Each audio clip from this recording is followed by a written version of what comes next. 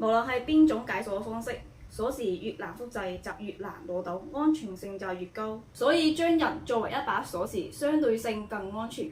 身上面最方便嘅鎖匙就係人面同埋手，手上面嘅指紋的確比較好獲取，但係長直脈就難獲取，佢係必須靠近紅外線光穿透我哋皮膚，識別靜脈血紅蛋白先可以解鎖。所以長直脈唔係大家講嘅掌紋，理論上係獨一無二不可破解。相比於掌紋、指紋，長直脈係更加方便安全嘅。VLC 長直脈所採用騰訊雲算法，採用金融支付級算法方案，安全性完全唔使擔心。對於我哋用戶長直脈特點，特別適合指紋磨損嘅老人、成長期嘅小朋友以及戴口罩遮擋面部嘅場景，具有更好嘅適應性。所以同樣價錢預算內，首選帶長直脈功能嘅智能鎖，選 T30 Max 肯定係好錯嘅。